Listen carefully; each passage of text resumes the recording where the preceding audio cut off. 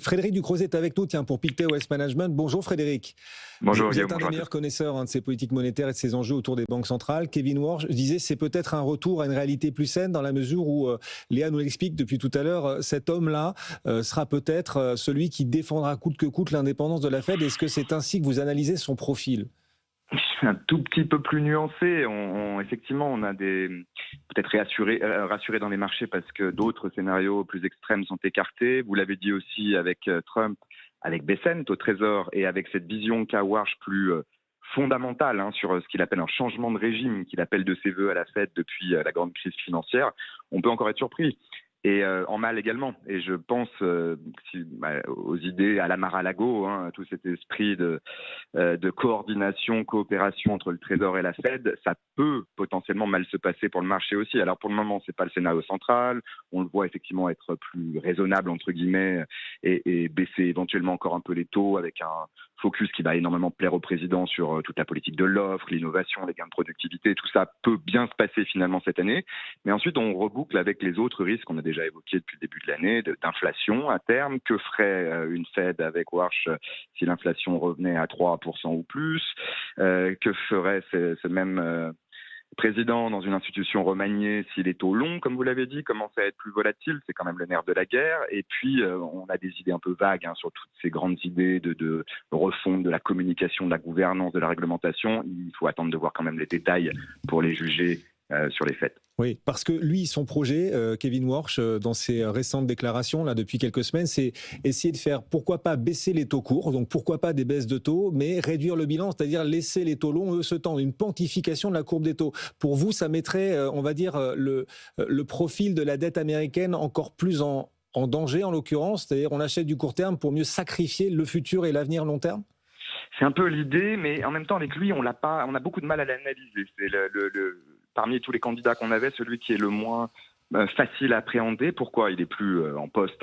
Il a été il y a longtemps dans un autre monde. On était dans un monde complètement différent. Les critiques qu'il formulait à l'époque, en particulier les effets inflationnistes du QE, se sont avérées fausses. Mais aujourd'hui, il peut changer d'avis. C'est quelqu'un de pragmatique, c'est quelqu'un d'éminemment politique, connecté à Wall Street, à Washington. Et c'est une bonne chose probablement pour les marchés d'être en bon terme avec Bessent, en bon terme avec un certain nombre d'investisseurs qui font marché. Donc ça peut bien se passer, c'est pas ce que je dis. Simplement, on n'a pas encore, dans ces éléments les plus récents, il le dit lui-même, une baisse de taux de 25 points de base, plus ou moins, fait aucune différence. Ce qui compte, c'est vraiment la dynamique de la dette dans un pays qui a un déficit très important au moment où le taux de chômage est bas et avec tous ces défis qui nous attendent plutôt à moyen terme. Ce qui peut éventuellement m'inquiéter, c'est plutôt ce flou artistique pour le moment dans lequel on est en termes de grandes mesures de fond. Réglementation, politique de l'offre, je l'ai dit, ça sera positif pour le marché, c'est certain.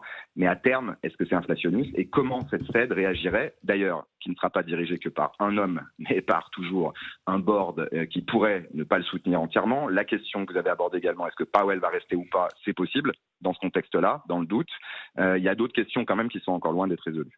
Oui, parce que Jérôme Powell pourrait finalement rester au-delà du mois de mai dans la mesure où un certain nombre de sénateurs républicains exigent absolument des éclaircissements sur le sort judiciaire de Jérôme Powell avant de valider la nomination de Kevin Warsh. On n'est pas au bout du drama là, Eric. Vous vouliez rebondir ?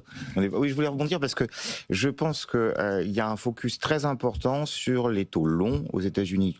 Et la thématique politique de Trump qui est affordability, c'est-à-dire vous Américains, vous allez avoir plus de facilité à vivre aux États-Unis. Il y a quand même un sujet avec les taux longs parce que c'est le logement.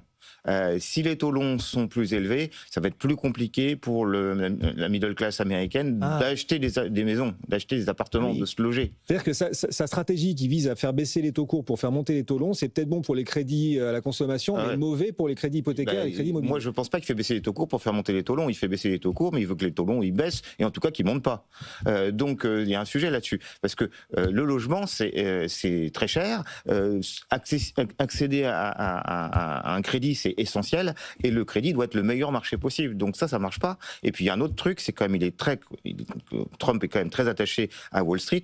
Aujourd'hui, quand même, l'importance de la tech est très importante et significatif, Et si les taux longs montent trop, on va avoir toute la tech qui va reculer, parce que c'est très sensible au DCF. Vous croyez vraiment les taux, aujourd'hui, ils ont du cash, Eric, ils ont du cash. Oui, mais ils sont quand même valorisés sur leurs profits futurs. Et l'actualisation des profits profits futurs fait que plus les taux longs sont bas, meilleur c'est pour les valorisations. Oui. Frédéric, on vous retrouve à nouveau. Donc Kevin Warsh annoncé par la Maison-Blanche comme successeur de Jérôme Powell, c'est l'info du jour. Le dollar remonte, l'or baisse, il y a une forme de crédit là. Le marché laisse le bénéfice du doute et estime qu'effectivement avec ce profil-là, il a déjà été membre du board de la Fed de 2006 à 2011.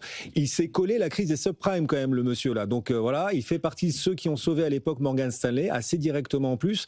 Le marché se dit, ouais, il y a un regain de crédibilité. Même si, Frédéric, vous avez un doute sur sa stratégie de politique monétaire à venir, est-ce qu'on peut dire que la crédibilité de la Fed sera probablement, et peut-être son indépendance aussi, à peu près garantie?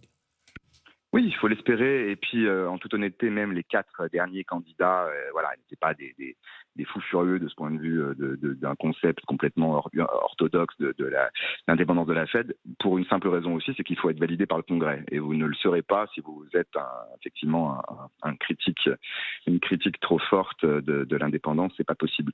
Donc on pouvait imaginer qu'effectivement une forme de pragmatisme allait dominer. Ensuite, il y a on a mentionné les taux courts, les taux longs, la collaboration peut-être avec le Trésor, et puis il y a le dollar, qui est effectivement pour le moins volatile en ce moment. C'est quelqu'un qui est connu pour ses vues en faveur d'un dollar fort. Il a même dit que l'inflation était un choix, mais le dollar également.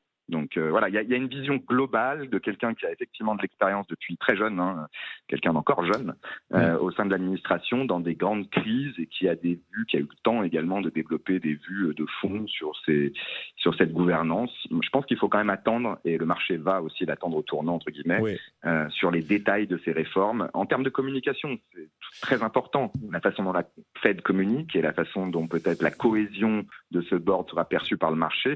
On le verra très rapidement dès le mois de juin et après au cours de l'année. Frédéric Ducrozet avec nous pour Pictet West Management.